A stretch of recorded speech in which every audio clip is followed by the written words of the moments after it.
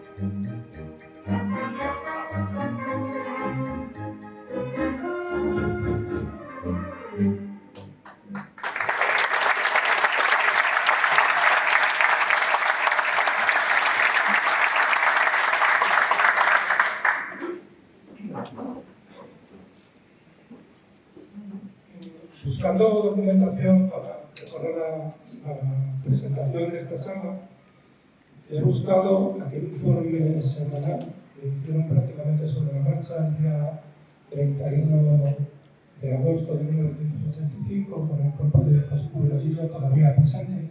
Es un documental durísimo, que supongo que todos habréis visto y que conocéis, y que cierra con imágenes del propio sepelio el mismo día de la emisión, mientras hay una voz en off que narra: la fiesta se ha cobrado una nueva víctima.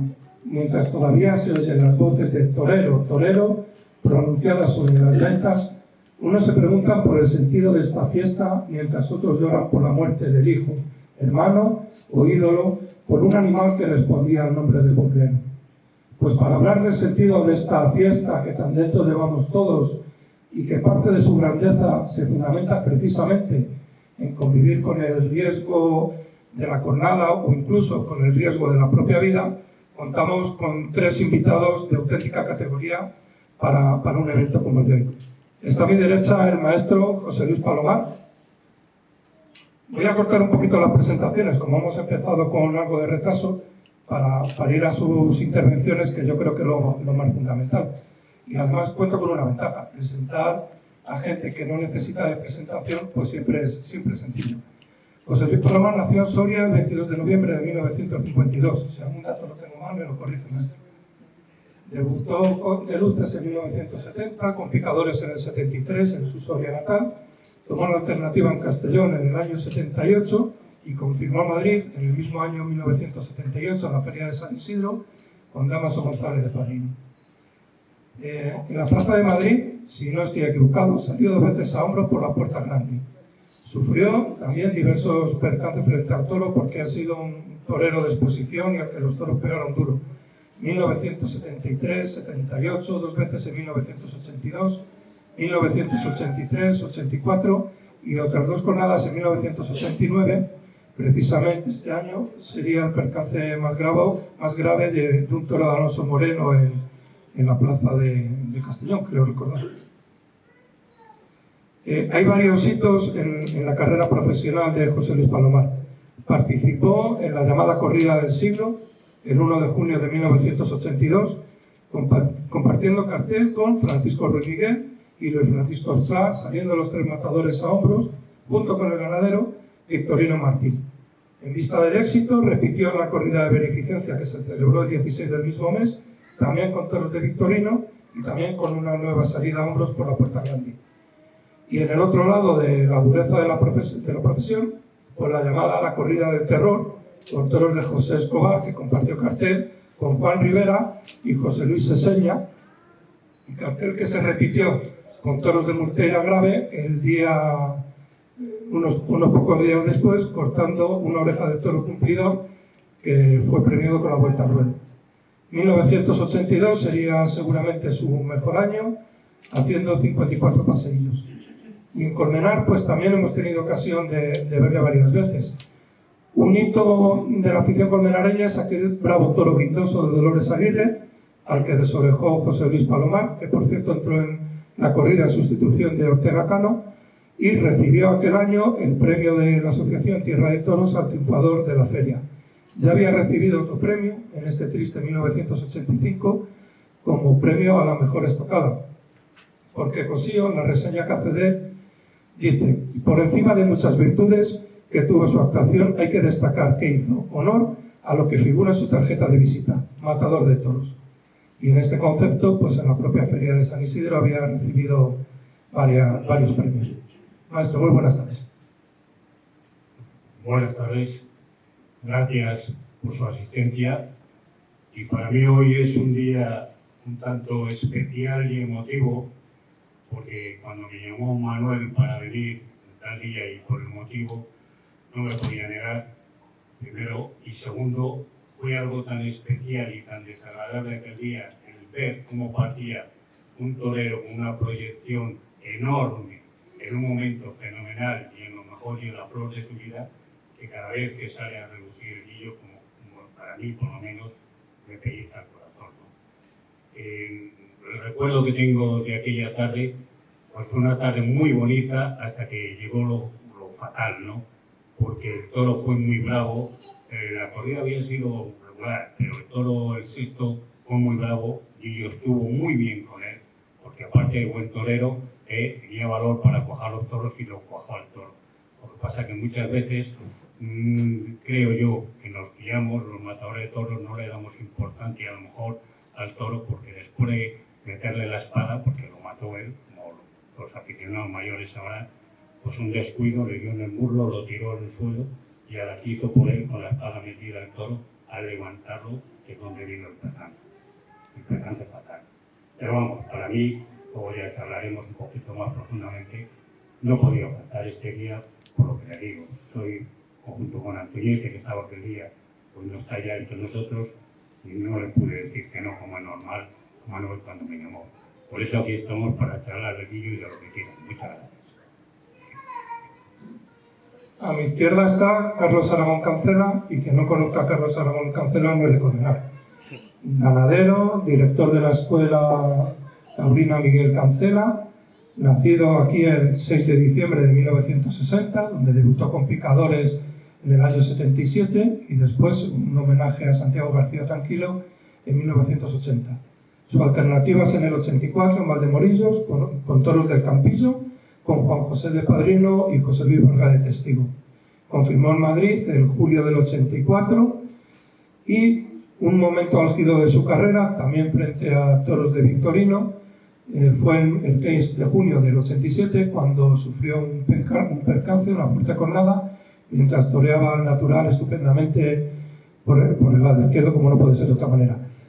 Su última corrida en Madrid fue una de José Vázquez en 1990, y tengo anotado que coincidieron tanto Carlos como José Luis Palomar en la Plaza de Navacerrada en 1985. Carlos, buenas tardes y bienvenido. Buenas tardes. Bueno, pues nada, aquí encantado de hacer un homenaje a una persona que yo tuve muchísimo contacto con él, porque prácticamente, pues yo soy un poco más mayor que él, pero coincidimos muchísimo entrenando en el Olivar, en una finca de un colmenareño, bueno, don Antonio, que saca con una romera con colmenar entre Barajas y Alcobendas, donde había unos frontones y donde entrenaban en aquellos momentos, pues iban los toreros de Madrid, Antoniete, Curro Vázquez, Ortega Cano, José Cubero Gillo. Y bueno, tuve la oportunidad de conocerlo personalmente bastante. Y bueno, lamentablemente, pues la historia está ahí. Y bueno, todo el mundo sabe y reconoce que era un torero con una gran proyección. Si no hubiera sido el desenlace fatal, pues todo el mundo estaba convencido que hubiera sido una máxima figura.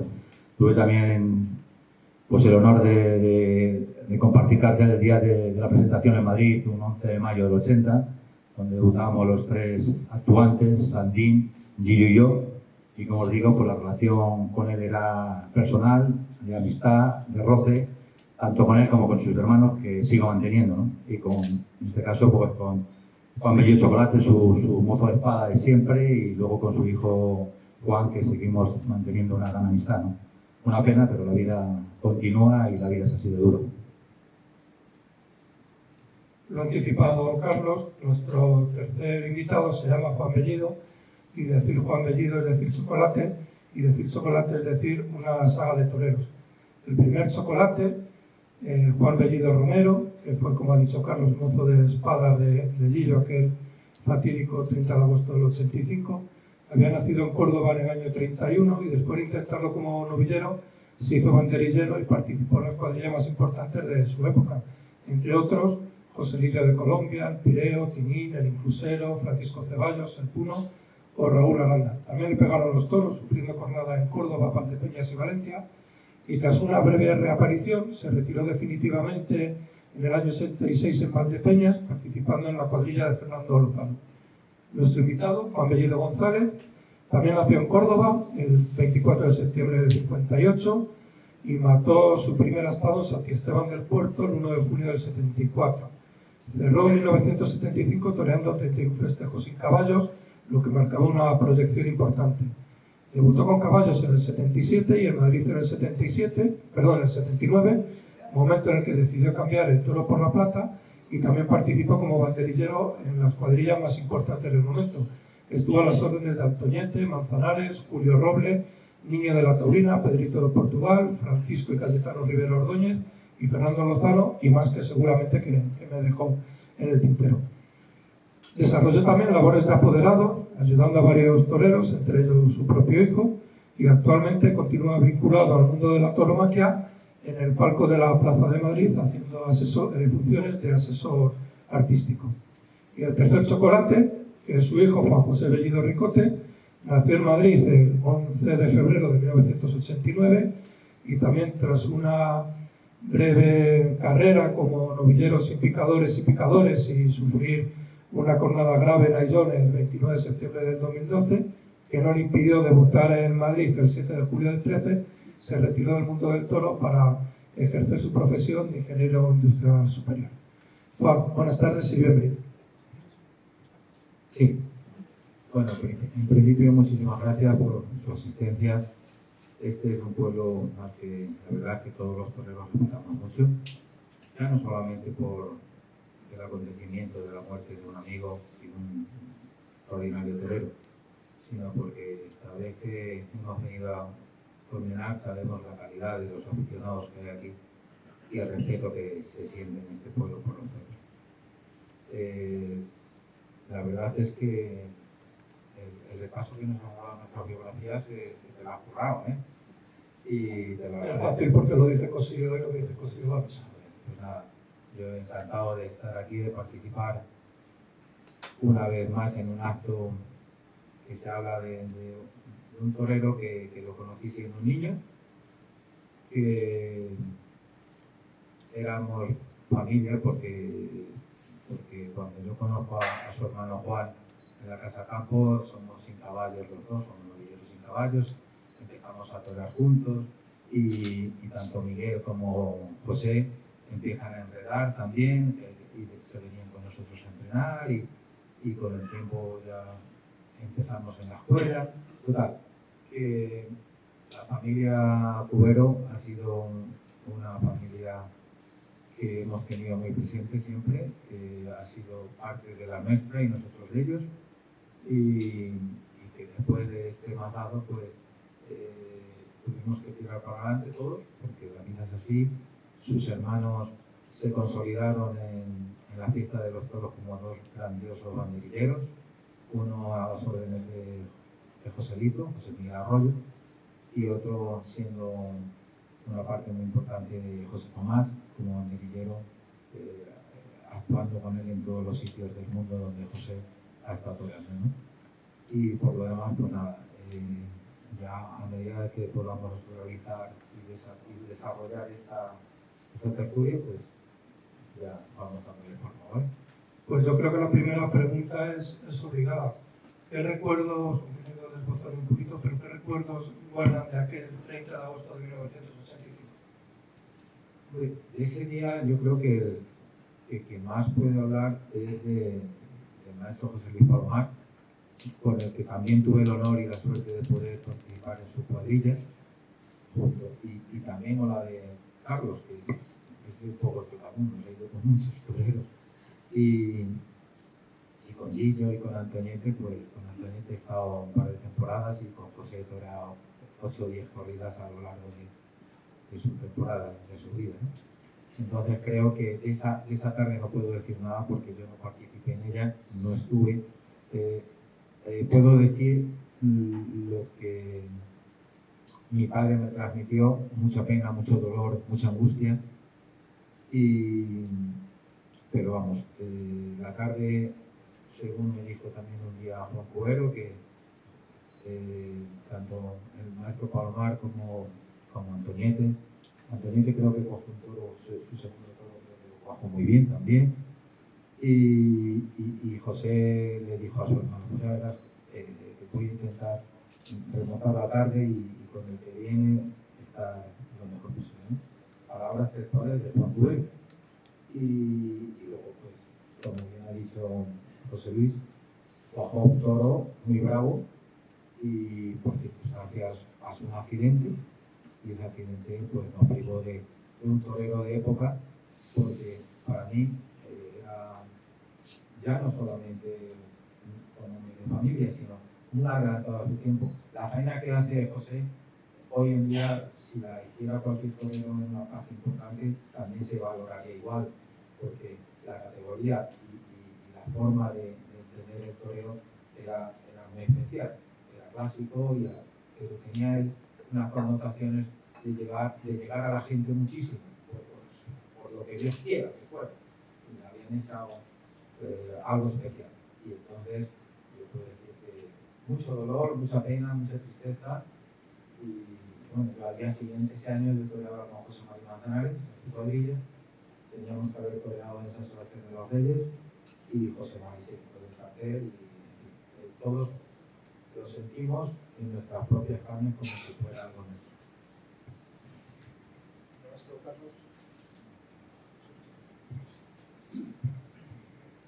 ¿Qué tengo? A ver. Es un poco recuerdos desde la vida, ¿verdad? El recuerdo que yo tengo de José Cubero y yo, primero que era un chaval muy simpático, muy sonriente, guapetón, de todas las chavalas y las mujeres. Aquí cuando un torero se ve si tiene gancho con las mujeres, es cuando llegas al patio cuadrilla y eso, y cuando eres veterano ninguna te pide el autógrafo. Todos se van para el jovencito, cuando eres jovencito todos aquí, todas esas etapas las he pasado y por eso te lo digo. Y el Guillo estaba en ese momento de que tenía un tirón muy grande, porque era joven, era guapetón, estaba en un momento, pues quizá de lo que yo le conocí mejor no podía estar, porque le costó mucho arrancar, pero una vez que arrancó, como tuvo capacidad, ya no se lo dejó ir. De hecho, aquí no estaba en la feria, como sabéis vosotros anunciado.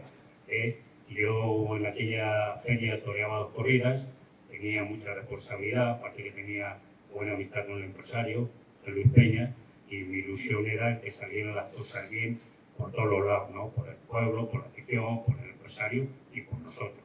Y luego cuando te vistes de torero, lo que quieres es ser el mejor, pues ser amigo, conocido o compañero, pero uno quiere ser el mejor. Y el Guillo cuando salía a la plaza se le veía quién era capaz de remontar, porque muchos toros que a lo mejor los veías que no, o cómo lo vas a meter mano, o qué le vas a hacer. Él a su manera las iba metiendo en la canasta y les sacaba partido. Y eso es un privilegio de muy pocos toreros. Y el Lillo llega un momento cuando está aquí, en Colmenar, por la sustitución que estamos hablando. Yo tengo una anécdota que llegó al patio Guarillas, Toñete estaba en otro lado, Toñete me llevaba bien, pero de otra manera. Entonces me voy a Lillo y el primer flash que tengo es que los dos vamos vestidos de azul y oro. Le digo, Toñete, venimos de la misma cofradía, le digo yo. Él me sonríe porque era muy simpático, que bueno, a ver si hay suerte y echamos esto para adelante, porque ya te digo, tenía mucho interés en que salieran las cosas bien por la empresa, por Colmenar, ¿no? Y así se desarrolló aquello. Y la verdad que la corrida, oye, cuando fuera una corrida extraordinaria, pues fue una corrida importante.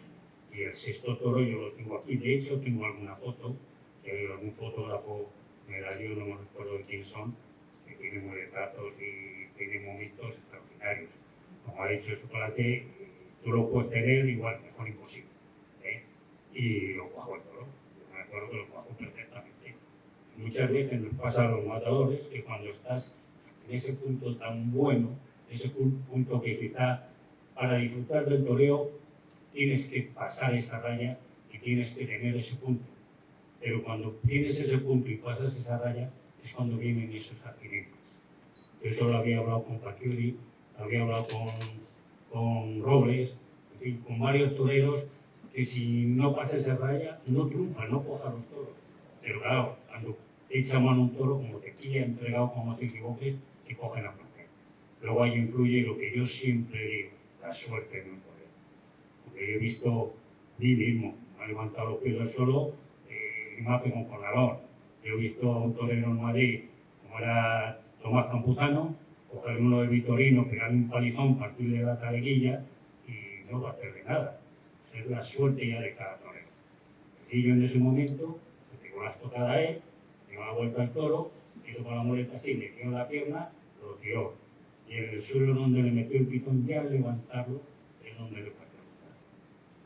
Yo, ahí se ve el vídeo, yo lo fui a coger y cuando lo cogí, al verle los ojos vueltos, todo lo que yo sentía era llevarlo rápido a la enfermería, porque yo sabía que había un buen equipo de médicos, porque yo tenía amistad con unos cirujanos de Ramón y Cajal, y había alguno de ellos y algún anestesista, y yo al ver que sentía que había sido fuerte la jornada, yo lo que quería es llevarlo rápido a la enfermería para que lo cogieran estos profesionales. Entonces esperamos en el callejón ya todos los que estamos allí, y la sorpresa fue cuando 10, 15 minutos, no tardo mucho más, 20, sale un cirujano y me dice, Luis, no hay remedio. Digo, ¿cómo que no hay remedio? Para mí era imposible. Yo sabía que iba una jornada fuerte, como he visto tantas, y a mí me ha pasado también, he pasado por esos trances. Pero cuando me dice que no hay remedio, te quedas cerrado. Claro. ¿Cómo es posible? Le dijo Luis, y me dijo, le ha partido el corazón mejor que nosotros con un bisturí. Claro, se me cae el mundo a los pies, ¿cómo es posible? Pero claro, analizas y dices, los toros matan. Y los toros hay que respetarlos. Y por eso aquel que se juega la vida y aquel que es capaz de hacerle cosas importantes, el primero que tiene que valorarse es el que está ahí y después lo que le rodea.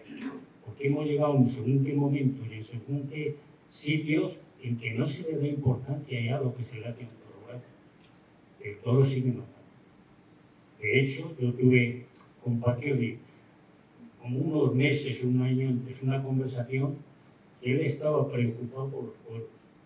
Porque él me decía, mira, Juan Luis, hay corridas que tengo que ir a los pueblos y paso miedo. Pero no miedo como torero, paso miedo porque si me pasa algo, miro a la enfermería, miro lo que hay y aquí. Y estaba él pensando y llegamos a la conclusión de por qué no haces con un remolque, un camión, un quirófano y lo preparas, tú que puedes y tal. Y andaba dándole vueltas a eso porque como era mi amigo de Ramón Vila, él en esas plazas que no puede decir que no, unas veces por la empresa, otras veces por la afición, otras veces por algún aficionado que tienes amistad con él y que, hombre, por favor, ven a mi pueblo, ¿cómo me vas a dejar? Además quieres que vaya el año que más cartel tienes o cuando más protegido, claro. Claro, hay sitios de esos que no puedes decir que no, pero para ti como profesional es un trago. Porque miras a la enfermería y algunas veces miras al equipo, sobre todo cuando yo todavía en esa época médico, y dices, madre mía, bueno, pase algo aquí, aquí te mueres. El médico lleva 4 copitas porque son las fiestas del pueblo y tiene una enfermera nada más. ¿Qué va a hacer un médico allí y una enfermera? O sea, todas esas cosas yo luego le he hablado con apoderados sobre todo y con gente en todo, hay que cuidarlas más. De hecho, a raíz de lo de Paquín y Bollillo se ha cuidado más, pero sigue pasando, sigue pasando. Y Paquín, como digo, el hombre, ese era más o menos el malestar que tenía cuando iba a una plaza pequeña por ahí en un pueblo y no podía llevar ese equipo y a su equipo médico con algún médico. Porque de verdad que se pasa bien en algunos pueblos y yo creo que en algunos sitios, si pensáramos cómo están las enfermerías o el equipo médico, si fuéramos sensatos no torearíamos. No torearíamos, así de claro. Igual que cuando vas a Madrid, yo he visto a la cuadrilla alguna vez pasar miedo y me he vuelto en la furgoneta y he dicho, bueno, alegrar esa cara, hombre, ¿qué pasa aquí? Ay, matadores, que vamos, en Madrid, hombre, Madrid es donde hay que torear. Y si pasa algo hay una buena enfermería, un buen equipo. Esa es la tranquilidad que a mí me daba Madrid, y Zaragoza y la Plaza Grande, ¿no? ¿Por qué? Porque la prueba está ahí, que ha habido con Alonso en Madrid, en Zaragoza, en Sevilla, y ahí está. Y sin embargo te pegan un pueblo por ahí, salvo esta y alguna más, en la que es así, no hay ni médico, ni cirujano, ni equipo que lo salve, ¿no? Porque lo de Guillo fue aquí, pero podría haber pasado en Madrid y no hubiera tenido salvación. Pero hay que tener en cuenta que una de las cosas primordiales para montar un espectáculo taurino, igual que hay que ver la calidad del toro que tiene que tener Trapío, la calidad del espectáculo, hay que ver también esta garantía, este equipo médico. Y yo en más de un pueblo le he dicho, si no podéis, porque la verdad que ahora es prohibitivo hacer cualquier festejo taurino fuera de lo normal, porque si no es una plaza grande, entonces no salen los números. Y yo les, con dolor de corazón como matador de toros, he dicho, no lo hagáis. Si no lo podéis hacer bien, no lo hagáis. ¿Por qué? Porque no pasa nada. Pero si pasa algo, ¿qué? Es que estamos hablando de vida de personas con unas imprudencias que se pueden evitar. Yo donde vivo, en Ágreda, hubo un caso de un recortador que le pegó una cona a un toro y menos mal que había un amigo médico en Palo Mayor que estaba aficionado a los toros en mi época y se lo presenté cuando íbamos a la plaza a un equipo que había ido, un par de enfermeros, un médico y tal. Y cuando le pegó la cornada al chaval, este bajó del tendido diciendo, voy a ver si me puedo ayudar algo, se le puedo echar una mano y si no, pues nada. Menos mal que fue. Si no, ese chaval, con 20 y tantos años, hoy no estaría entre nosotros. ¿Por qué? Porque aparte de ser médico taurino, hay que ser un hombre, una persona, una mujer, que no se asuste de las cornadas del toro. Y este hombre, como sabía ya de la cirugía taurina, lo primero que hizo fue meterle mano, hacer una traqueotomía y para adelante, y ahí es sólido. Si no es por él, esa persona no. Por eso digo que todas estas cosas están ahí, es la otra cara de la moneda del toreo. Porque el toreo es muy bonito, pero cuando andas en estos sitios, te puede pasar algo. De hecho, los toreros lo asumimos. Pero había una época que cuando te pegaba alguna cornada, parece que no te dolía. Parece que era una medalla. O es que ya ibas mentalizado de tal manera, eras como un samurái que va a la guerra, que bueno, esto dan los toros, pues no pasa nada. Y para adelante, y para adelante. Claro, luego vi yo a José Tomás, le pegaron con arma y no es que no pasa nada, es que disfrutaba. Digo, madre mía, pero que eso no es tampoco el toreo. El toreo yo creo que a partir de que tiene que haber un toro con el trapío suficiente, que dé respeto, porque el que va a taquilla paga porque es capaz de ver algo que él no es capaz de hacer, luego el torero aquello que hace se le debe de respetar o debe ir primero de hacerse respetar. Porque yo creo que lo importante en el mundo del toro es que tú te hagas respetar. Porque es que si no, esto se convierte en una pantomima y yo paso no a ir.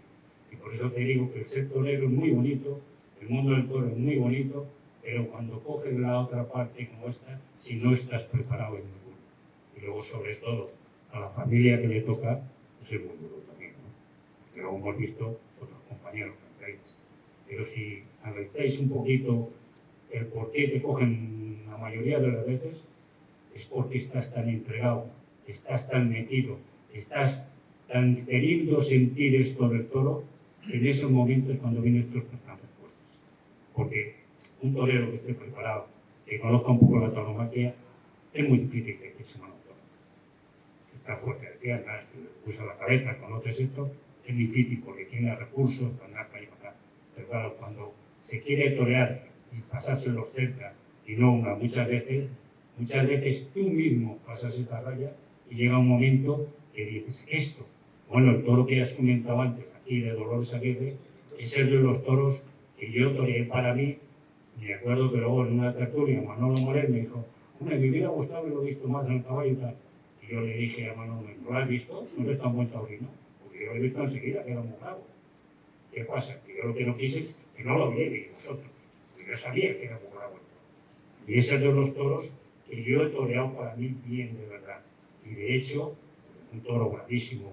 De hecho, cuando tengo la cabeza en casa, lo miro a la cabeza y digo, tú tenías que haber ido. Ya no he vuelto a ver salir otro toro parecido, a Dolores Aguirre. Y se lo dije a ella.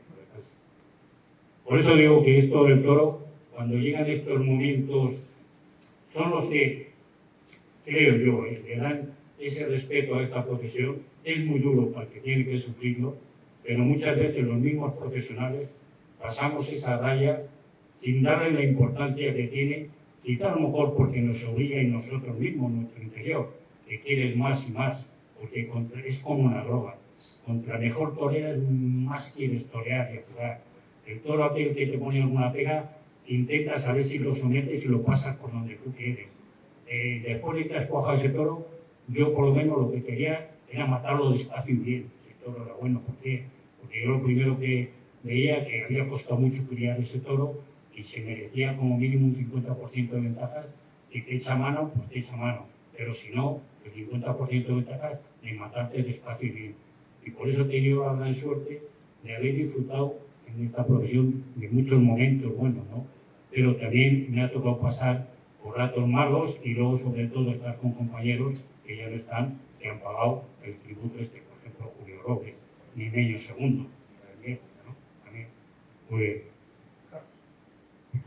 Bueno, pues el recuerdo que tengo yo de la tarde, la muerte de José Cubero Gillo, pues estaba en el entendido y desgraciadamente pues es un recuerdo duro, un amigo que se va, parece mentira que se pueda morir un chaval con esa edad, pero la verdad que los toros matan de verdad, ahí no hay trampa.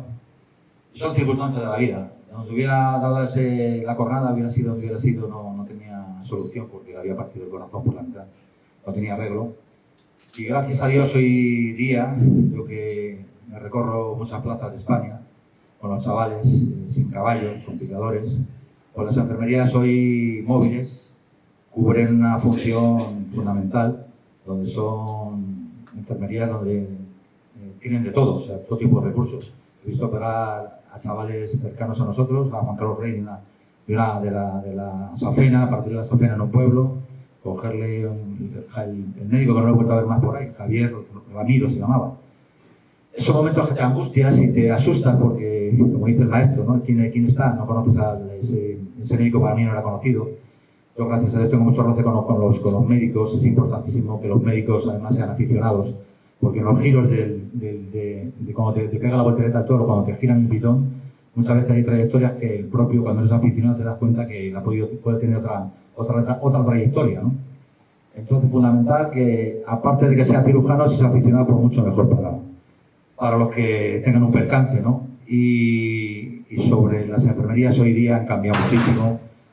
No tienen que ver nada esas enfermerías que todavía te puedes encontrar una enfermería por ahí donde te puedes asustar. Pero eso lo veo yo más en América ahora, ¿no? Donde me asusto, donde casi prefiero no saber ni ver la enfermería, porque como dice el maestro, pues a ver, el médico contento porque está celebrando sus fiestas, los medios que ves allí son muy precarios, no sabes si sabe o no sabe de cirugía, porque no es lo mismo operar a una persona preparando una operación que algo urgente donde hay que unir una vena, una arteria, donde se necesita estar muy despejado, ¿no? Pero gracias a Dios en España las UBIs médicas son una maravilla ahora mismo. Tienes que tener muy mala suerte, tiene que ser una cornada mortal ahora para que te vayas al otro mundo. Veo casi peor, sin tener, a ver, documentación como para criticarlos, el protocolo francés, ¿no? Que estabiliza y se tira un torero 5 horas hasta que le llegan al hospital y lo operan, ¿no? Que también lo he vivido con Juan Carlos Díaz en Francia, pensando que estaba operado, le veo en un pasillo después de 3 horas y no lo habían ni tocado. O sea, al final, lo que hablan de Fandiño, que si, bueno, si en lugar de estabilizarle ahí los medios suficientes, pues se hubiera salvado. Pero bueno, en definitiva, yo creo que la cirugía ha avanzado muchísimo, los medios en la subis hoy a mí me dan tranquilidad y hay muchísimos médicos, cirujanos que son aficionados y son los grandes médicos. Y tienes que tener muy mala suerte, o es una corona mortal hoy día, o al contrario, yo creo que no te vas para otro lado, que te quedas aquí. Y vosotros que os habéis vestido de luces, cuando pasa algo tan duro y tan trágico, ¿cómo afecta el día de mañana para levantarse y decir, hostia, tengo que hacer lo mismo que llevo haciendo este tiempo porque quiero que mi vida se dedique a esto? Hay un punto de inflexión, ¿no? Bueno, yo he tenido 4 jornadas graves. Yo la verdad que, a ver, las primeras además, yo creo que yo siempre he dicho, tenía gran suerte que han sido extensas, algunas han sido bastante graves, 4, 2 en Sevilla. Mi debut de bautismo en sangre fue el doctor Vila, y me acuerdo un madrillero tercero que era el hombre mayor y me dijo, nada, chaval, mata al toro. Ahí está el doctor Vila, que es un fenómeno y que no pasa nada, ¿no? Que te da, o sea, la confianza que te puede dar un doctor y que sabes que cuando llegas a sus manos, pues vas a tener la suerte de que te pueda atender, pues evidentemente te da tranquilidad. Las jornadas, pues al final yo, bueno, en definitiva, mi experiencia como tal, yo creo que no quitan valor. No conozco a ningún torero que las jornadas le den valor, pero evidentemente cada uno reacciona de una manera y, hombre, pues a ver, es el hombre de las circunstancias y al que le puede afectar más o menos, en definitiva, como yo digo siempre, para ser torero, al que no le duele el bazo, le duele el pinazo y podría ser más o podría ser menos, pero unos tenemos unos defectos, otros tenemos otras carencias y el que es figura y está ahí y ha pasado por... Hay toreros que tienen gran suerte y han sido figuras del torero que están muy poco castigados y otros toreros, sobre todo antiguamente, pues se cobraba mucho más que se cobra ahora, ¿no? Porque los toros hoy están mucho más definidos, antes no estaban tan definidos, el pasar la línea que decía el maestro de en un momento determinado, cuando lo tienes en la mano, pues normal, como pasa la línea es donde tú, las posibilidades de riesgo que te eche mano un toro son muchísimo más, porque hoy día hasta los chavales sin caballos tienen un conocimiento y tienen un oficio que hasta difícil es que les cojan, ¿no? Pero en todas, si te ves en todas las carreras de las figuras del toreo, por lo menos en las que yo he vivido, siempre han tachado a las figuras del toreo, a los nobles, a los emergentes de torpes. Si tú ves las crónicas primeras de Ortega Cano, era un torero torpe. Si ves a Ojeda, era un torero torpe. Todos los toreros han sido torpes en sus comienzos. Digo en las crónicas. ¿Por qué? Porque cobraban casi todos los días. O casi todos los días les echaba mano, con más suerte o menos suerte. Pero es que porque pasaba un filato que no se pasa todos los días. Y hoy hay muy pocos toreros que pasan ese filato.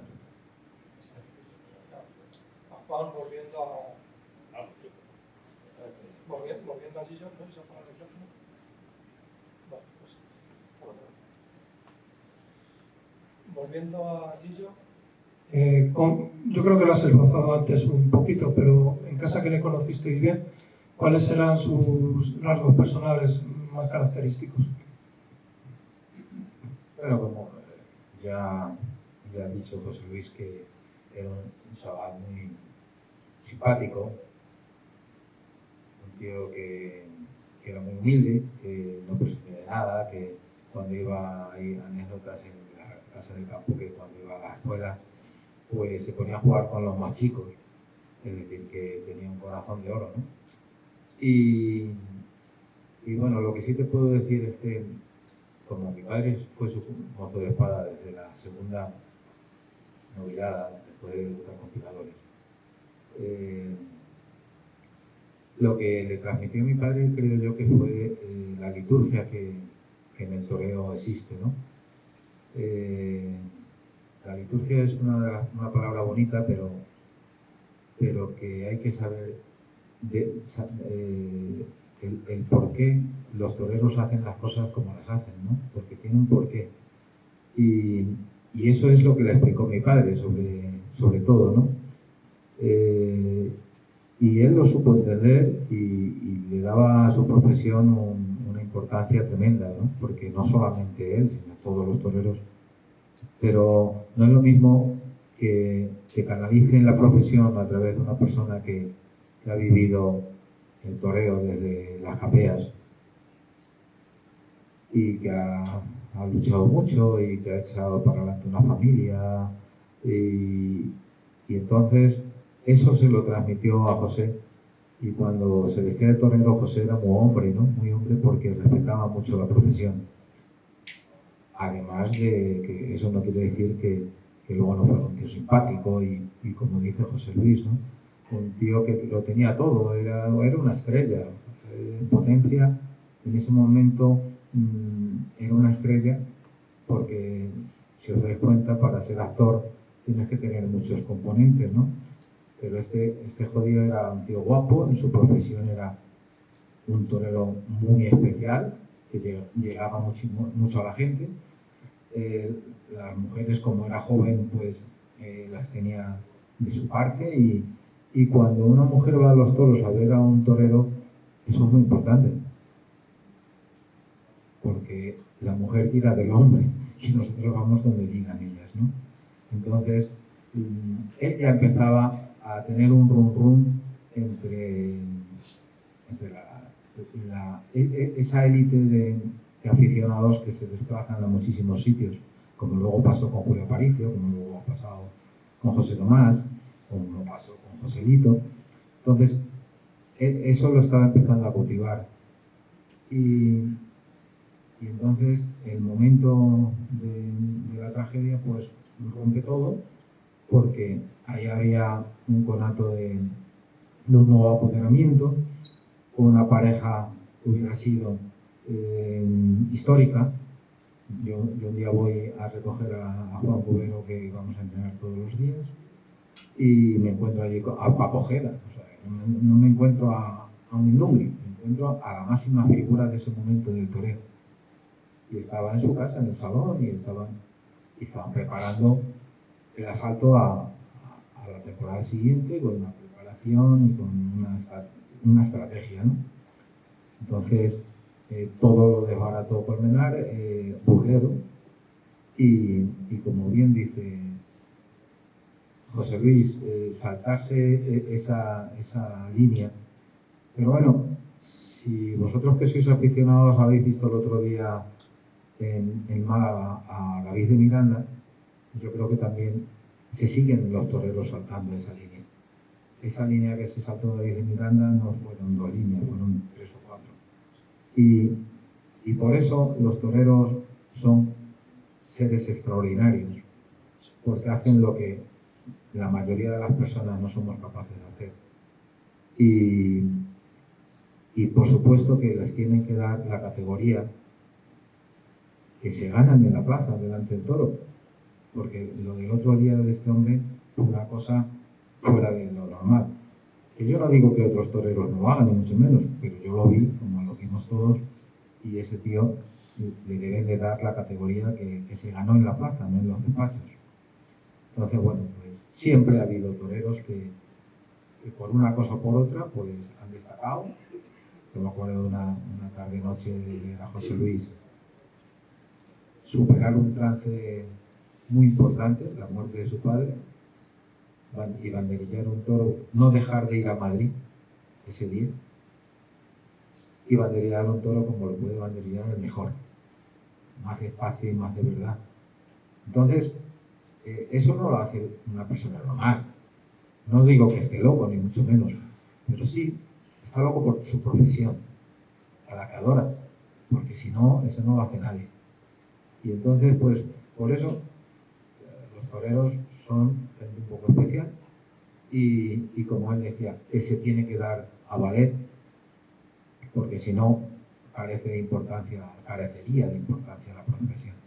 Y vuelvo, y ya retomando un poco en mi persona, yo he tenido la suerte de tener muy pocas jornadas, unas 1500 corridas que toreaban, que me he vestido de torero. A mi hijo, habiendo estado mucho menos, un toro por poco le mata, ¿no? En Ayllón, una jornada que le atravesó el cuello. Entonces, yo sí creo en en Los Ángeles, custodios de la profesión de los toreros, que son los médicos. A mi hijo me lo salvó un médico. Luego lo evacuaron en un helicóptero, lo llevaron a Valladolid y hoy está en Bali con su mujer. Entonces, afortunadamente, Paquirri tuvo que pagar el peaje para que muchísimos toreros como mi hijo estén vivos. Y para ellos, mis máximos respetos. Hay en una entrevista que circula por YouTube de José Cubero Lilla en Televisión Española, manifiesta, dice: lo bonito es empezar la temporada con 3 corridas firmadas y acabarlas con 80. Eso significa que en su diario estaba estar arreando diariamente. ¿Era así vosotros que estuvisteis con él? Bueno, gracias a Dios en aquellos tiempos la repercusión que tenía un triunfo, sobre todo en Madrid, era inmediato. José Luis lo he vivido en carnes propias, de salir por la Puerta Grande de Madrid y por la noche tener 50 corridas de toros hechas. Desgraciadamente hoy no pasa. Eso va en contra de la afición y del futuro de la fiesta.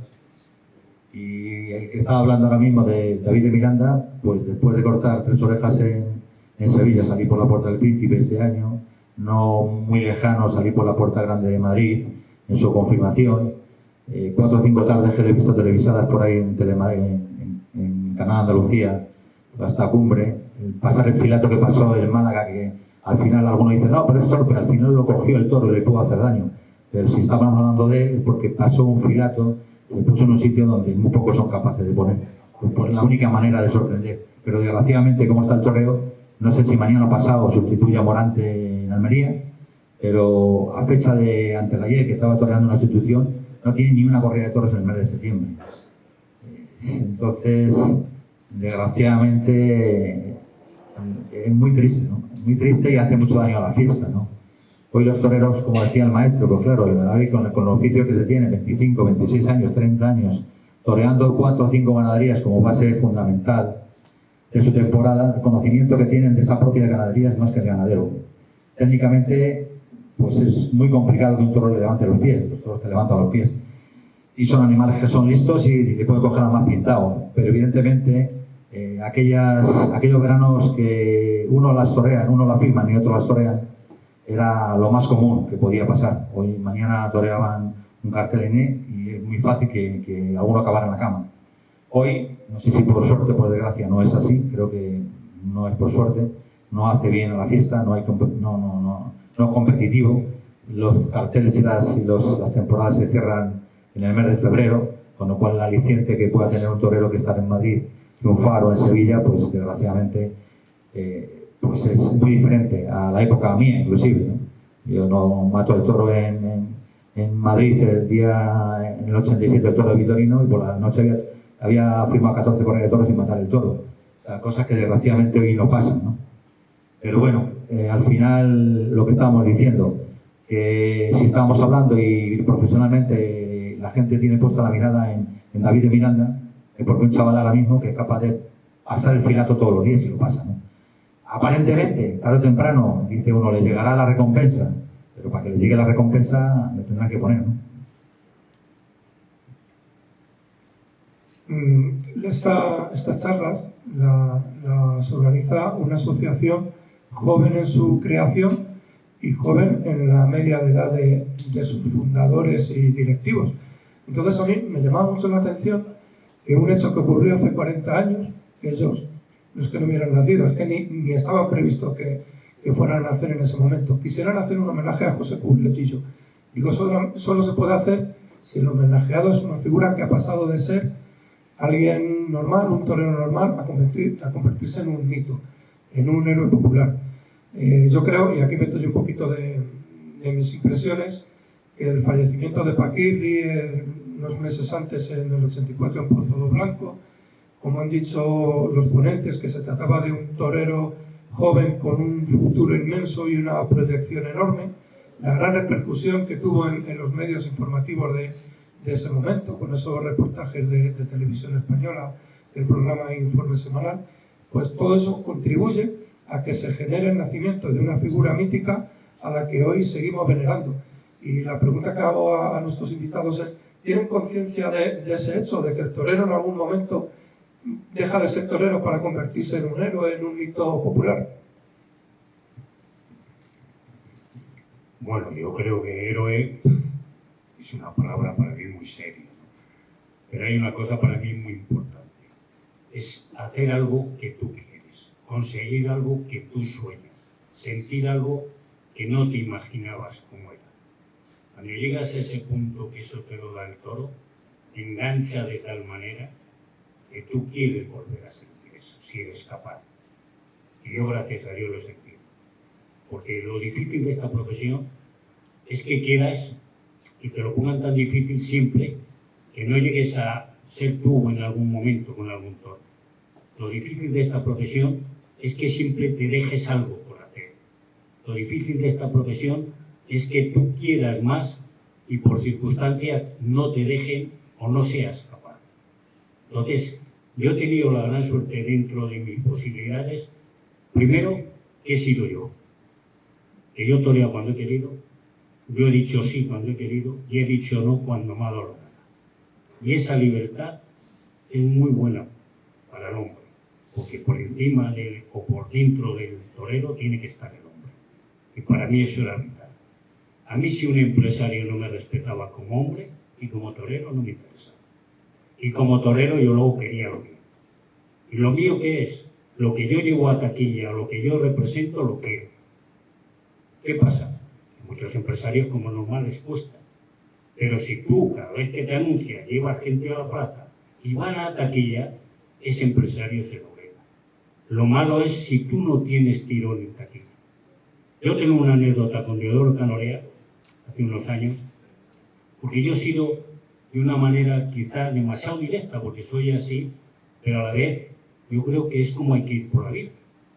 Y un día hablando con Diodoro Canorea respecto a la Feria de Sevilla, porque a mí me daba 2 corridas en Sevilla después de salir las 2 veces a hombros de Madrid, porque a mí, salvo la corrida de Vitorino, de la corrida del siglo, y luego, si no toreo la corrida de beneficencia con Antoñito y Luis Miguel, la prensa, los empresarios y eso estaban ahí mosqueados y estaban diciendo el de Soria sí, pero, el de Soria sí, pero, y ya cuando salgo a hombros otra vez en la beneficencia es cuando dijeron hay que ponerle Soria. Y de hecho, 20, 30 días tenía hechas 70 corridas. Luego tuve bastantes, dejé algunas, sí. Pero esa era también otra época, como ha dicho aquí nuestro amigo y compañero, en la cual había en Madrid un empresario que era empresario y buen aficionado, que se llamaba Manolo Chope. Había un Canorea en Sevilla que era muy buen aficionado y un bohemio. Y luego estaba Balañá, Barcelona, que todavía funcionaba. Entonces había una serie de empresarios que lo que querían era ese torero que tuviera fuerza, pero sobre todo que luego llevara gente a taquilla. No nos equivoquemos, porque esto, después de lo que pasa en la plaza y todo lo que quieras, es un negocio. Si los números no salen, no interesan. Y entonces yo a algunos toreros y apoderados les digo, me parece muy bien, yo soy un torero que torea muy bien, vale, pero ¿qué gente lleva a taquilla? ¿Por qué? Porque aquella anécdota que tengo con Canorea se me quedó grabada. Hablando con él un día, dice, estoy haciendo la Feria de Sevilla, José Luis, y yo cuando hago la Feria de Sevilla, al único que voy a contratar, y me molesto donde está, es a Curro Romero. Que precisamente Curro Romero estaba en Marbella para prepararse, para... y yo me sale así, no me jodas, con los petardos que está pegando. Y el hombre se queda así, y dice, sí, José Luis, porque yo me acuerdo en esa época, en los años 80, toreaba 10 corridas y 9 y media eran petardos. Y a mí me salió así del alma, y con los petardos que está pegando, bueno, así. Y llega y dice, sí, José Luis, sí. Pero mira, cuando yo abro ese agujerito que se llama taquilla, llegan allí y dicen, 10 para el Curro, 20 para el Curro, 30 para el Curro. Y donde está el Curro yo voy y le digo, mira, estos los días, estas son las corridas, ¿qué quieres tú? ¿Con esto qué quiero decir? Que muchas veces también los taurinos, apoderados, toreros, tienen una venda en la cara que no les deja ver la realidad de esto. Que la realidad de esto nos pese y es muy frío, es la taquilla. Y si tú no llevas gente a taquilla, te pueden por una vez, 2, 3, por la mitad, por esto, por lo otro. Pero no se funciona en esto. Y tú tienes que cuidar a tus clientes. Yo en mi época procuraba con el vecino de casa, con el barrendero del pueblo, con el de la tienda, con otro, saludarlos. ¿Por qué? Porque el día que toreaban, aunque no fueran aficionados, oye, torea José Luis, torea, oye, vamos a ver. Eso tienen que cuidar los toreros también. Son sus clientes. ¿Entiendes? Entonces, eso yo lo he hecho en falta en muchos toreros. Y luego hay otra cosa que es vital. Cuando a ti te llama un empresario, los apoderados y el matador, si no, por eso te he dicho que yo he sido libre en eso. Y si me he equivocado, he sido yo. Y si he acertado, he sido yo. Tienes que decir, no, mis honorarios son estos. Si quieres bien y si no, pues déjalo, pues será. Y si te hago un favor, te lo hago yo a ti. No. Y esa teoría a mí me daba mucho valor y mucha fuerza para ir a la plaza sabiendo que iba porque yo quería y me ponía el traje a gusto porque yo quería. Y esas sensaciones para mí eran vitales.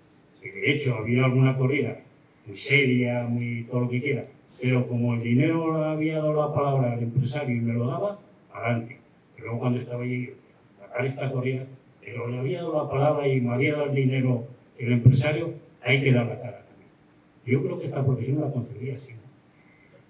Sé que estáis deseando hacer preguntas, así que quien quiera intervenir, pues que levante la mano y en cualquier momento. Pues mientras lo vais pensando, le voy a hacer yo una pregunta a Juan. He visto en los apuntes biográficos que tanto tu padre como tú toreasteis con Fernando Lozano. ¿Llegasteis a coincidir juntos? No, porque el año que sucede lo de José, pues claro, a mi padre le quedaba algún año para poderse jubilar con la edad de torero, ¿no? Entonces, el año siguiente, don Pablo Lozano llama a mi padre para colocarse en la cuadrilla de Fernando, de tercero, y ese año yo estoy toreando con Víctor Medio. Entonces coincidimos en la feria de Norte. Y él toreó por la mañana con Fernando y yo toreé por la tarde con Víctor. Y no, mi padre no coincidido era cuando yo era novillero, que venía, yo iba con él y él venía conmigo en la cuadrilla. Y esa fue la única vez que... Pero bueno, como así yo con mi hijo también estuve en su cuadrilla cuando empezó para aliviar gastos. Y bueno, pues no coincidimos nunca. José Cubero Gillo creo que sale en la primera promoción de la recién creada Escuela de Tauromaquia de Madrid. La segunda, hace bien en corregirme. Había una cuadrilla que los llamaban los príncipes del toreo, que integraban él junto con Julián Maestro y Lucio Sandín, que torearon muchísimo sin caballos. También es un hito este momento, y esto te lo pregunto a ti, Carlos, como director de Escuela Taurina, es un hito para el relanzamiento o la creación de escuelas, ¿no? Sí, bueno, fue un momento donde Enrique Martín Arrán, que es el precursor y el fundador, yo creo que de la Escuela de Madrid, y un hombre que ha hecho mucho por la Escuela de Madrid y por el toreo, bajo mi punto de vista, pues él, bueno, pues se inventó en ese momento Sandín, Gillo y Maestro, y él lo bautizó como los príncipes del toreo. En ese momento, bueno, ya estaba toreando con caballos, yo creo, sin caballos. Los primeros en torear en la Escuela de Madrid fue precisamente el hermano Juan, Rivera, Galindo. Esa fue la primera promoción que sale lanzada de la Escuela de Madrid, y luego realmente quien da la vuelta a España y tiene mucha promoción y mueve mucho lo que son las escuelas, porque Martín Arrán era un hombre listo y se involucraba en los ayuntamientos, sabía cómo buscar las vueltas, pues hizo que ese cartel diera la vuelta a España, y de ahí pues mira, pues salió la figura de Gillo y bueno, la figura de Lucio Sandín, que también una persona que tiene la mala suerte de que le pega una corona en Sevilla y pierde un ojo, ¿no? La semana anterior había salido por la Puerta del Príncipe. Bueno, pues toreros que también tienen una proyección, pero desgraciadamente pues por una causa o por otra pues ahí se cortó. Pero evidentemente ese cartel es el cartel que suena como la Escuela de Madrid, como una escuela renovada y una escuela que ilusiona a los chavales y donde aparecen muchísimos chavales que como consecuencia de ver ese cartel y la publicidad que hacían los príncipes del toreo, pues hay muchos chavales que se acercan al mundo del toro, con lo cual pues fue muy positivo esa época. Me gustaría decir, a renglón de lo que decías, que después de 40 años, que se vuelva a hablar de José con este cariño, con este respeto, ¿no? Idealizándolo mucha gente porque no lo vio. Un héroe quizá no, pero sí un mito, porque los toreros cuando se mueren jóvenes es como los cantadores de flamenco, los artistas de cine, ¿no? Entonces, te puedo decir que hace como un mes estuvimos grabando un programa para Televisión Española que sale este sábado, día 30, con los príncipes del toreo que actualmente viven, menos José. Hicimos un reportaje, Lucio Sandín, Julián Maestro y personas, y ahora no me acuerdo. Total, que estuvimos hablando mucho rato del por qué después de tanto tiempo la figura de José llama la atención. Y fíjate si han desaparecido toreros, pero aún está en la memoria viva de los aficionados, ¿no? Y todavía la gente tiene curiosidad por saber quién era Guillo, cuál fue su trayectoria, y eso es algo que hay que aceptarlo, y seguramente que será por un don que él tuvo y que lo ha transmitido. Sí, bueno, muchas gracias a los tres por venir, por este homenaje que hacemos humilde a Guillo. Y luego ya una pregunta, yo no viví obviamente en ese momento, pero leí un libro de Alfonso Santiago que hace sobre la historia de Guillo, y se ve que en el libro cuenta como que hay varias veces que la prensa taurina, bueno, atiza o es crítica con Guillo. No sé si creéis que la prensa taurina actual, la poca que haya, ¿creéis que hace más bien o más mal a la fiesta actual? Pues la verdad es que, como tú dices, la prensa actual casi no existe. Si no ves Mundo Toro, los resúmenes o aplausos en el Facebook, en Internet, han desaparecido prácticamente las revistas taurinas. Yo desde que tengo uso de razón, compraba la hoja del lunes, que mi padre me decía que fuera al kiosco, luego pasé a comprar el Dígame. Bueno, se lo compraba mi padre, está claro. Después del Dígame, el Mundo de los Toros, después del Mundo de los Toros el Aplauso, después de... En fin, eso ha desaparecido.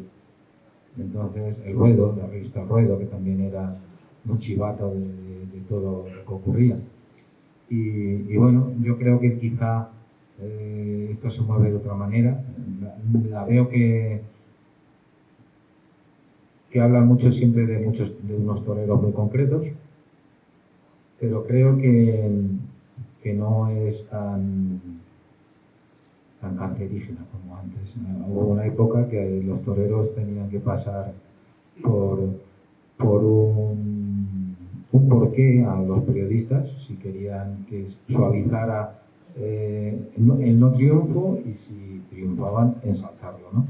Ahora creo, yo ya no estoy en estos círculos, pero creo que eso se ha normalizado y está mucho más honesto, sobre todo para no quitarle el dinero a un torero que ha ganado honestamente, y si el periodista tiene que ganar dinero, lo tendrá que ganar del periódico, no del torero. ¿Queréis contestar a...? Bueno, es que has hecho una pregunta que yo le he sufrido en las carnes, y la suerte que tiene un torero que le acosan los periodistas es que está funcionando. Pero los periodistas siempre, de toda la época que he conocido y luego de lo que he leído, de quien es de lo joven, la vida de Joselito, el Corrochano con el ABC lo tenía, no es. ¿Por qué? Por interés. O sea, le daba igual que estuviera Joselito así o asá. Le daba igual que Joselito subiera que bajara. Claro. ¿Por qué? Porque había intereses. En mi época, yo cuando he toreado aquí en los años 80, sobre todo, recuerdo un día que había comprado 5 o 6 periódicos de la corrida el día que, según la estoy viendo, venía para aquí por la acera, y me venía en la cara y me decía, ¿qué te pasa, Fermín? Porque yo me pasaba tú. En la leche, yo no sé qué corrida he toreado ahí. Estoy leyendo esto y esta corrida no la he toreado. Y el otro. De los 6, había uno que estaba un poco de acuerdo con ellos, otros 5 no. ¿Qué pasa? Que si no había sobre, no había dinero, daban palos. Y yo, como no era de dar mucho de eso, no veía los palos que mandaban. No veía lo que mandaban. ¿Entiendes? Pero yo había una cosa que para mí era vital. Si yo iba por mi camino, yo sabía que había estado más o menos bien con ese toro, pero igual. Ahora, como estuviera regular, ¡buah! Pero ya lo sabía. Pero en aquella época no uno, había muchos, que se llevaba el sobre, el regalo, el libro y tal, ¿no? Hoy día la cosa está muy sola. Y aparte que hoy también tengo una cosa, hay periodistas jóvenes que están muy documentados, son muy buenos taurinos y tienen buen corazón. Entonces tenían pelos en el corazón. No te puedes dar idea cómo te iban, con qué descaro a pedírtelo, y que eso sí, con el bolsillo, con eso, preparado para decirte, dámelo, que me lo llevo ya, o mándamelo a casa. Había algunos que querían que se lo mandaran hasta casa. Las entradas, el dinero, que sea. Unos desahogados, sí, pero no, claro. Ha preguntado Fran por la prensa y va a preguntar por el público. ¿Qué diferencia hay entre el público de ahora y el público de Se ha aquellos cambiado años todo. 80? Es que gracias a Dios, como yo creo que todas las épocas, cuando vamos teniendo edad, echa la vista atrás, que a mí me pasa ahora me refrescan mucho la memoria con lo que estoy con Carmelo, con Gonzalo Bienvenida, con una compañera que hay también, ¿no? Y tal. Gente que son periodistas nuevos y hablan de toros, les gusta que comente cosas y tal, y me refrescan la memoria. Pero es que no tiene nada que ver lo que hay hoy en cuanto al toro y en cuanto al toreo, ¿eh? Porque el toro de hoy es el toro soñado con muchos toreros de antes, ¿eh?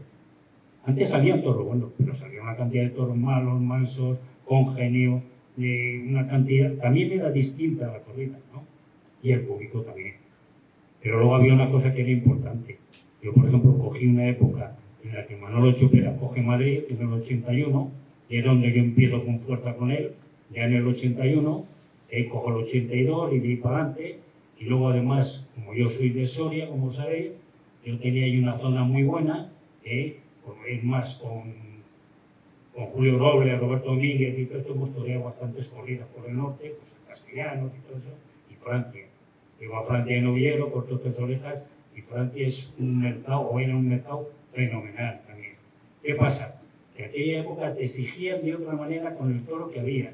Había una serie de encastes que te volvían loco. Te volvían loco porque, como no estabas preparado, como ahora mismo están los chavales de la escuela, y una de las cosas que hacen muy bien las escuelas es que cualquier novillero hoy día que ves de una escuela sabe más que yo, por ejemplo, cuando llevo 4 o 5 años en matadores de toros, porque tiene la suerte de beber del manantial, en matadores de toros, de conocer las ganaderías y de saber por qué se hace esto o lo otro a esos toros. Luego tú ya le pones tu personalidad. En aquella época no. Yo sé decir una anécdota que a mí de novillero me cogió el primer novillo 5 o 6 veces y en el segundo me vuelve a coger 3 o 4, me levanto y me quedo mirando y diciendo, pero ¿dónde me tengo que poner para que no me cojas? Ya no para torear, para que no me cojas. O sea, aprendías a base de palos y palos, era muy duro. Yo me acuerdo hablar de esto con Damaso González, que le tocó las tapeas y todo eso también. Pero ¿qué pasaba? Que ibas con tanta ilusión, era tan bonita esa, no sé, ignorancia tan virgen, ¿no?, que tenías, que yo con Damaso hablábamos más de la época de Sin Caballos y de eso, que luego de matador de toros. O sea, te deja una huella, él se puso en empezar, muy importante, pero era por eso, por esa ilusión, esa bohemia, esa verdad que llevabas, ¿no? Luego ya empiezas en el terreno que nos hablaba antes. Empiezas ya los despachos, los libros, como hemos hablado ahora también, los periodistas y tal. Y esto no deja de ser un negocio, aunque no se habla, que hay que quitar el toro de la plaza, pero no deja de ser un negocio. Y a muchos les cuesta pensar eso. Carlos, como colmenareño, ¿tú piensas que la muerte de Gillo fue un acicate para la Feria de Colmenar, dentro de la propia tragedia? ¿O negativo? Hasta cierto modo positivo. Es que es complicado decir esto, ¿no? Como... Bueno, yo no sé si muere en otro sitio, en otro pueblo, la repercusión, ahora mismo el recuerdo hubiera sido igual, ¿no? El Gillo tenía carisma por sí mismo, donde llegaba, se hacía notar, un chaval alegre, eso lo tenía, era natural, ¿no?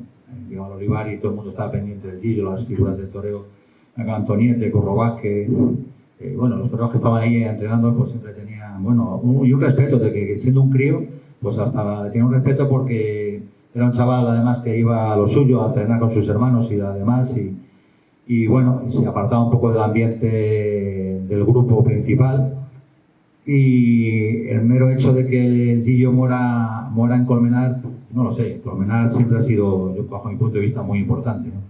Como ganadero, como con toreros ahora, yo creo que la historia difícilmente se puede escribir si no pasa por Colmenar, ¿no?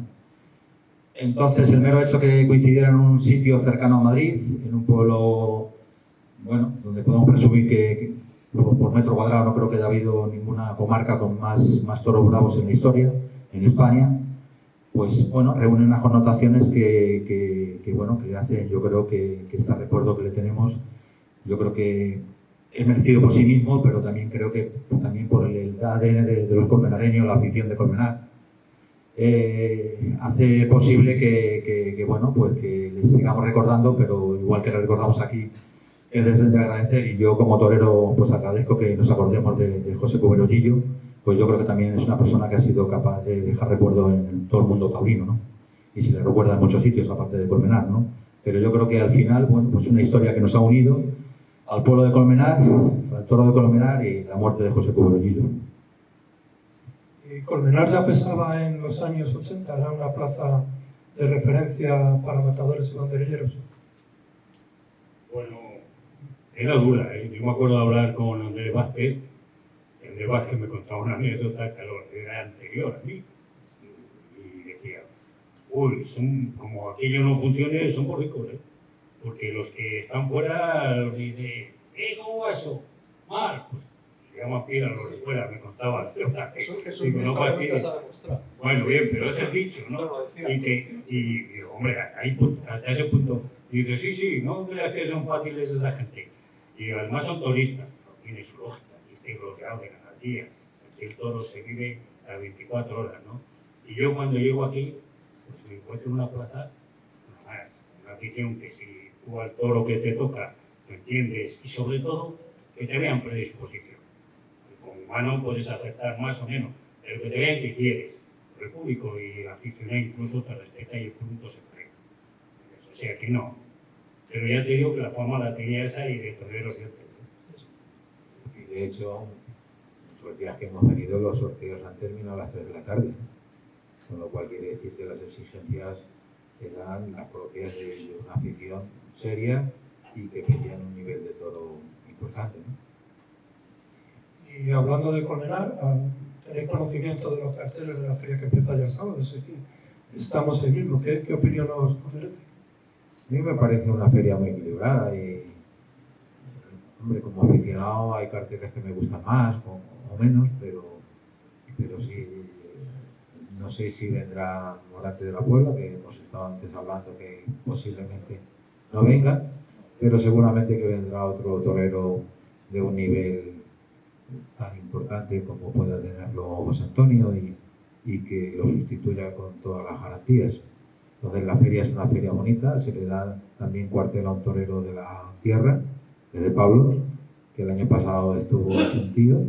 Entonces, bueno, pues está bastante dentro de lo que podemos exigir los aficionados. Para mí es atractiva y si puedo voy a venir. Pues aquí estaremos esperándote con muchísimo gusto.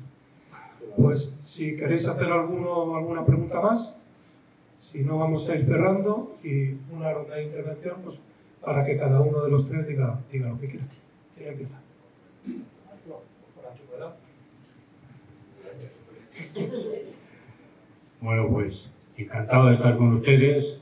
Hablar no es lo bonito, pero nos ha tocado vivir la época esa y a mí estar en aquella corrida, y de verdad que he venido con mucha ilusión y sobre todo con mucho respeto a esa persona, a esa familia y a ese pedazo torero que era José Cubero Lillo, que estaba empezando, pero se le veía una proyección enorme. El problema que tiene esta profesión, que aquí 2 y 2 nunca suman 4. Y como decían los antiguos, hasta que no se acaba la temporada no puedes echar las cuentas. Aquí hasta que no dejas el traje de luces no puedes saber lo que ha pasado. Porque el toro, cuando menos te espera, se cobra su recompensa. De hecho, raro es el torero que se vaya de aquí y no le hayan partido la piel, no haya tenido jornadas. Todos llevamos las nuestras, unos como medallas, otros como heridas, pero es, creo yo, el pago que debemos, que damos a esta profesión. Pero sobre todo, estamos en una profesión que elegimos y queremos estar, nadie nos obliga. Y por eso damos todo lo que podemos. El que no da más no es porque no quiere, porque no puede. Bueno, pues aunque sea una fecha señalada y dura, quedará en la historia, como he dicho antes, el nombre de Cubero Colmenar. Y para mí, como colmenareño, cuando me dicen, hombre, cuando suena, dicen, tu pueblo mató a Lillo, pues hombre, se me coge el corazón, ¿no?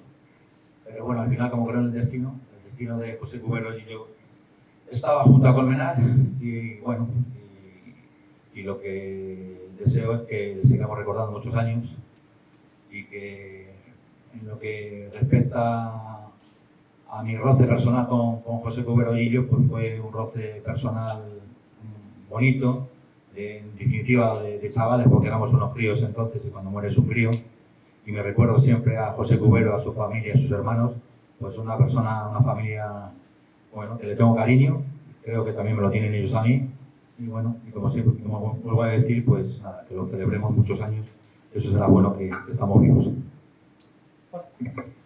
Bueno, pues nada, lo que sí se me ha venido a la cabeza una cosita, y es que a José, cuando le dicen que viene a sustituir a Nacho Curro Romero, le dio una alegría tremenda, y enseguida le dijo a mi padre, señor Juan, si le llamaba, vaya usted por la mañana por un traje que me están arreglando a Julio, que le estaban poniendo el delantero, y ya el punto se lo pusieron nuevo, y bueno, pues cuando se lo probó en el hotel donde se estuvo vistiendo, pues estaba súper contento y súper ilusionado de venir a torear a esta feria, que a él, por cercanía, porque desde su casa, desde las torres de su casa, de Canal de Golfo, en su barrio de Canillejas, se ve Colmenar Viejo.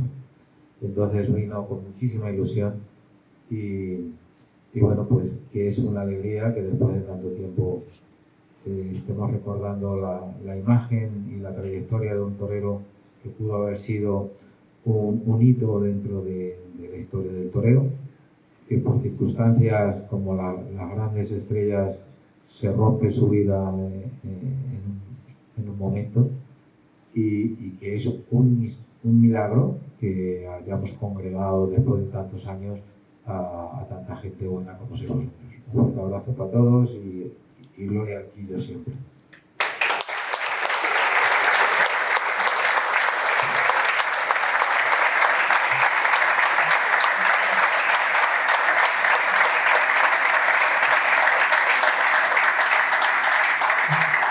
Es una ovación a Argentina.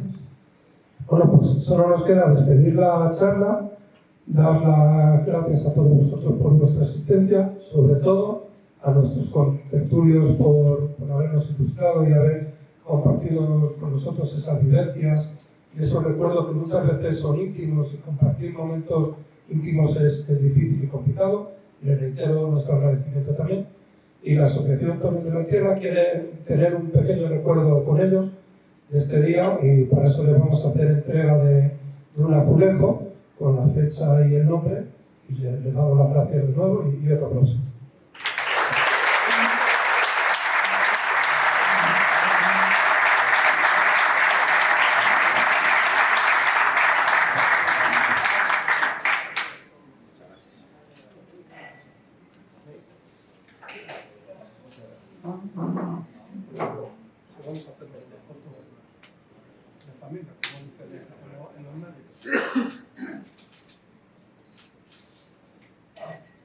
Muchas gracias a todos.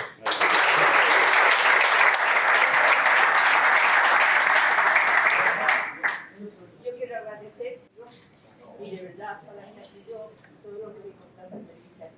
Quiero comentar que decía que Miguel y yo venía de Málaga, justo en ese momento, con las razones. De Málaga, nos enteramos de la muerte de Lillo. Yo vivía en Santa Lucía, Cuando llegamos aquí a la plaza, era tan impresionante lo que había en la puerta, en la plaza de todos, que a mí no me dejaron pasar, pararon. Y para mí ese recuerdo, ese día, lo tengo grabado tan dentro de mí, que de verdad que para mí el Lillo, pues eso, está todavía con nosotros, y aún lo recuerdo con muchísimo cariño, muy emocionada de ese día, que para mí fue impresionante verlo tan como Lillo no era. Era muy querido por todos. Vamos, se decía que...